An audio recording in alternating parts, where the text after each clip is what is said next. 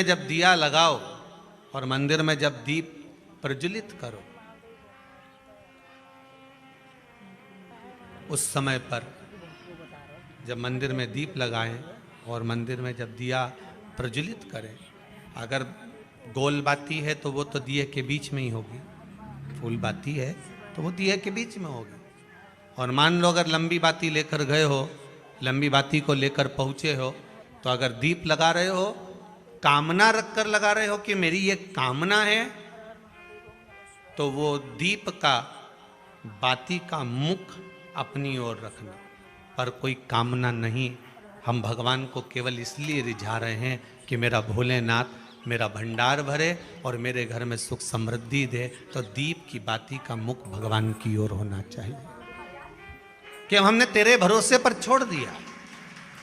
अब हम किसी से नहीं पूछेंगे कि हमें क्या करना है, ये दीप की जो बाती का मुख है वो आपकी ओर है। अर्थात मेरा जो जीवन है, मेरा जो संपूर्ण परिवार है, मेरा जो कुटुंब है, मेरा जो कबीला है, मैं जिस घर में निवास करती हूँ, मैं जिस घर में रहता हूँ, उस घर का संपूर्ण कारभार सब तुम्हारे भरोसे पर है। तो बाती का मुख कहाँ हो गया? भगवान की ओर हो गया। बाती का मुख फिर भगवान की ओर। पर ज्यादातर लोग दिया जो लगाते हैं ना, वो अपनी ओर बाती करके ही लगाते हैं। मतलब इनकी कामना चलती ही रहती है 24 घंटे। कुछ कुछ कामनाएं इनकी जागरूक रहती है, इनकी कामनाएं निरंतर रहती है। पर उस बाती में जब आप अपना संपूर्ण परिवार, संपूर्ण अपने परिवार का दुकान हो, धंधा हो, व्यापार हो, व्यवसाय हो, चाहे आप जितना भी कार्य कर रहे हो, फैक्ट्रियां चला रहे हो, वो सब अपने भगवान के भरोसे पर दे दिया, भगवान की ओर दे दिया। तो इसका मतलब ये नहीं है कि बाती का मुख भगवान की ओर हो तो तुम भगवान के बिल्कुल करीब में ही बाती का मुख कर लगा दो और भगवान को मालूम पड़े चोट लग जाए, ऐसा भी नहीं। जब भी दिया लगता है, आप बहुत ध्यान देना महाराज, अगर भगवान जिस स्थान पर बैठे हुए हैं, अगर दिया हमको रखना है, भगवान जहाँ विराजमान है, दीप जब भी रखा जाता है भगवान के सामने, तो अपन जहाँ विराजमान है उससे भगवान और अपने बीच में कम से कम 2 बीता की दूरी तो होना ही चाहिए, जिससे भगवान को भी चोट ना लगे, भगवान को भी घात ना लगे। तुलसी महारानी को जो दिया लगाया जाता है वो तुलसा महारानी से दूर लगाना चाहिए। तुलसी के क्यारे में दीप लगाने का प्रमाण नहीं है कि तुम तुलसी के क्यारे के अंदर दिया लगाओ। पहले तो ऐसा नियम था कि तुलसी का जो क्यारा बनता था उसमें एक नीचे अलग से दिया रखने की जगह बनती थी, तो उसमें दिया रख दिया जाता था। आज के ज़माने में इतनी जगह ही नहीं कि वह में रखो, तो लोग वो कुंडा में धर के आ जाए।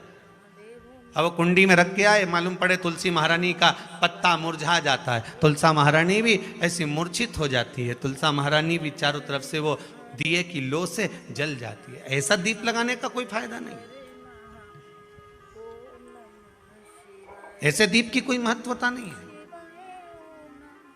किसी को कष्ट देकर, किसी को परेशान कर कर, देवता हो चाहे आप हो, आप किसी को कष्ट देकर, किसी को परेशान कर कर अगर भजन कर रहे हो तो उसका कोई सुख नहीं है हमारा, उसका कोई आनंद नहीं है। किसी को भी कष्ट देकर अगर आपने भजन भी किया, यज्ञ भी करा, दान भी करा, पुण्य भी करा, सत्कर्म भी करा, भजन भी करा, उसका कोई तत्व नहीं। शाम को 4 बजे से लेकर 7 बजे के बीच में शंकर और पार्वती के भ्रमण का समय रहता है। मेरे देवाधिदेव महादेव और माता पार्वती के भ्रमण का समय, भगवान शंकर पार्वती घूमने को निकले। इसलिए हमारा सनातन धर्म कहता है शाम के समय पर माताओं को झाड़ू नहीं लगाना चाहिए, शाम के समय पर माताओं को चूड़ी बिछिया नहीं बदलना चाहिए, शाम के समय पर माताओं को मांग में सिंदूरा नहीं भरना चाहिए, शाम के समय पर माताओं को बाल नहीं बांधना चाहिए, शाम के समय पर माताओं को चौखट पर नहीं बैठना चाहिए। उसका कारण क्या है? क्योंकि पार्वती जी ने भगवान भोलेनाथ जी से कहा था कि तुम मुझे रोज शाम के समय प्रदोष काल में भ्रमण के लिए लेकर जाते हो, मेरे लिए आज्ञा क्या है? शंकर भगवान ने कहा सुनो पार्वती, मंदिर के अंदर नंदी रहता है, जाने वाला यात्री जब मंदिर में मेरा दर्शन करने आता है तो नंदी के कानों में कहकर जाता है कि शिव जी को मेरे यहाँ लेकर आना। मैं नंदी के अनुसार उनके घर जाता हूँ, मेरा काम है उनका कल्याण करना और तेरा काम है उनके घर की नारी को अखंड सौभाग्यवती का वर प्रदान करना, ये तेरा काम। तब पार्वती माता ने कहा अखंड सौभाग्यवती होने का वर मैं तो दे दूंगी, पर उस समय पर माताएं चूड़ी बदल रही होगी, हाथ से चूड़ी निकाल रही होगी तो मैं वर कैसे दे सकती हूँ, मांग भर रही होगी तो मैं वर कैसे दे सकती हूँ, उस समय पर चूड़ी बिछिया बदला जा रहा होगा तो मैं वर कैसे दे सकती हूँ, उस समय पर झाड़ू लग रही होगी तो मैं लक्ष्मी को वहां कैसे भेज सकती हूँ, आप बताओ। तो शंकर भगवान ने कहा प्रदोष का समय एक ऐसा समय होता है, शाम का समय ऐसा होता है जिस समय पर केवल शंकर और पार्वती की आराधना का समय होता है। हम तो कई लोगों से कहते हैं अगर आपके यहाँ संपदा नहीं आ रही है, बहुत मेहनत कर रहे हो, फल नहीं मिल रहा, कहीं नौकरी, कहीं सर्विस या कहीं व्यापार या व्यवसाय में कहीं तकलीफ आ रही है, हम सबसे कहते हैं शाम का समय पकड़ लो, शंकर जी के मंदिर में दिया लगाना प्रारंभ कर दो। शिव मंदिर में अगर दिया नहीं लगा रहे हो तो बेलपत्री के पेड़ के नीचे दिया लगा। बेलपत्री और शंकर जी के मंदिर में दिया नहीं लगा रहे तो शंकर जी के मंदिर के बाहर चौखट पर दिया लगा। इतना भी नहीं कर सकते तो अपने घर के बाहर अपने द्वार पर दिया लगा दो और शंकर जी के नाम का श्री शिवाय नमस्तुभ्यम बोलकर शंकर भगवान को याद कर कर अपनी कामना कर कर बाबा का स्मरण कर कर पंचाक्षर मंत्र नमः शिवाय, षडाक्षर मंत्र ओम नमः शिवाय, द्वादशाक्षर मंत्र ओम नमो भगवते वासुदेवाय, जो मंत्र तुमको याद है उसका स्मरण कर कर लक्ष्मी हो चाहे नारायण हो चाहे राम हो चाहे कृष्ण हो स्मरण कर कर शाम के समय बाहर दिया लगा दो, दरवाजे के पास लगा दो, वो सुनेगा जरूर, आएगा तो उसका वेलकम जरूर होगा और वो कुछ देकर जरूर जाएगा। नियम तो बनाओ, उसकी चौखट पर जाकर कहना है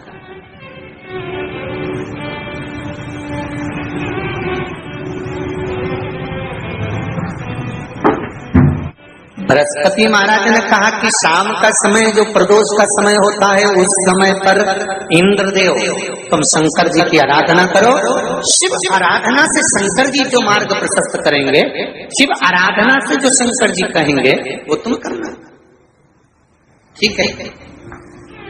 आराधना करी बाबा भोलेनाथ जी।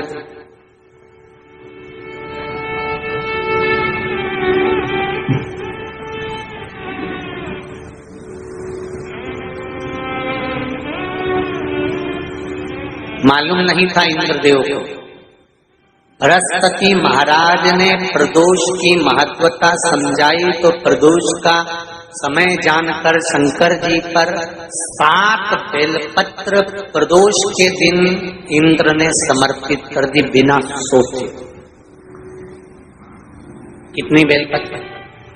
7। प्रदोष का व्रत करो चाहे ना करो, मंदिर में चढ़ी हुई बेलपत्र को उठा लो,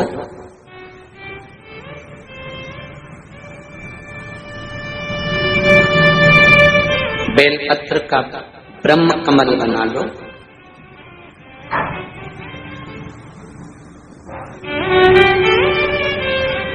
ब्रह्म कमल का मतलब होता है डंडी बीच में रहे, आसपास पत्तियां रहे। 7 पत्ती का ब्रह्म कमल बनाकर, जैसे ये पत्तियां हैं एक जैसी रखी हुई हैं तो इसको फैलाइए, 7 पत्ती को आपस में फैलाकर ब्रह्म कमल बनाए। प्रदोष का व्रत करें ना करें, जरूरी नहीं है कि वृक्ष से ही पत्ती लेकर आओगे तो ही शंकर जी को चढ़ाओगे। शिव जी पे से चढ़ी हुई उठाकर धोकर ब्रह्म कमल बनाकर बाबा से विनय कर कर, हे प्रभु आज मैं इस काम के लिए जा रहा हूं, बाबा मेरा यह कार्य है, बोलकर श्री शिवाय नमस्तुभ्यम बोलकर शिवलिंग पर समर्पित कर दो। दिन भर के प्रदोष व्रत का फल बाबा एक बेलपत्री समर्पित करने पर ही प्रदान कर देता है। शिव प्रदोष व्रत कर रहे हो उससे बढ़कर कोई प्रसन्नता नहीं, पर नहीं कर रहे तो प्रदोष के दिन या 12 महीने शिवरात्रि आती है, श्री शिवाय नमस्तुभम, हर हर महादेव। कैसे हैं आप सभी लोग? आशा करती हूँ आप सभी बहुत अच्छे होंगे। देखिए, जो भी मेरे चैनल पर पहली भाई बहन पहली बार आए हैं वह मेरे चैनल को सब्सक्राइब कर लें। मेरी वीडियो कैसी लगती है कमेंट में हर हर महादेव लिखना ना भूलें। देखिए, आज का उपाय बहुत ही अच्छा उपाय बताया है। प्रदोष काल में अगर आप एक दीप अपने दरवाजे पर लगाते हैं तो धन का आपके यहाँ भंडार भर जाएगा, लक्ष्मी का आगमन होगा। कहते हैं प्रदोष काल में शिव पार्वती भ्रमण के लिए निकलते हैं तो नंदी के कान में जाकर अगर आप मंदिर जाते हैं तो उनके कान में अवश्य कह के आएँ कि भ्रमण के लिए आप शिव जी और पार्वती को लेकर आते हैं प्रदोष काल में शाम के टाइम, तो हमारे यहाँ अवश्य लेके आएँ। तो ऐसे कान में कह के आना है नंदी के कान में, और आपको आना है घर। शाम को आपको एक दीप लगाना है, शाम को अपने दरवाजे के पास लंबी बाती का लगाना है घी का, और आपको प्रज्वलित करते समय यही बोलना है कि हे नंदी बाबा, आप शिवजी पार्वती को भ्रमण करने के लिए लेके आए हैं तो हमारे यहाँ उनको लेकर अवश्य आएँ।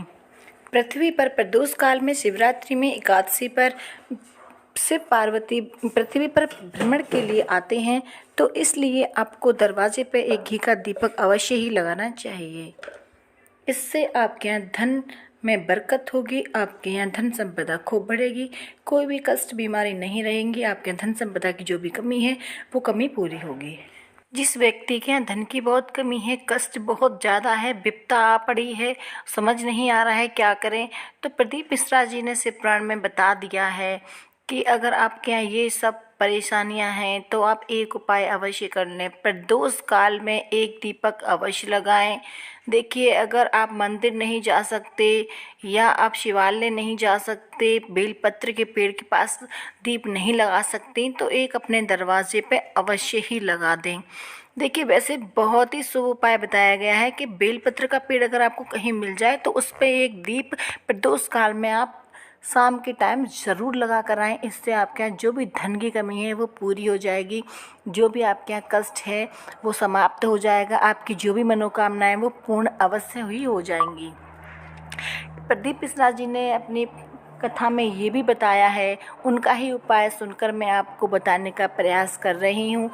जो भी व्यक्ति प्रदोष काल में शाम के टाइम मंदिर जाकर एक दीप लगाए, जो भी अपनी कामना है, कामना को जानकर आपको रखकर अगर दीप लगानी है तो वो लंबी बाती का दीप अब लगाते वक्त उसका मुख अपनी तरफ कर कर ही लगाएं। अगर कोई कामना नहीं है, वैसे ही आप शिव जी को रिझा रहे हैं, आपके यहाँ धन संपदा हमेशा रहे, आपके यहाँ सुख शांति बनी रहे, तो आप उस दीप का मुख शिव जी की तरफ कर दें। अगर आपकी कोई कामना है तो उस दीप का मुख अपनी तरफ लगाएं, लंबी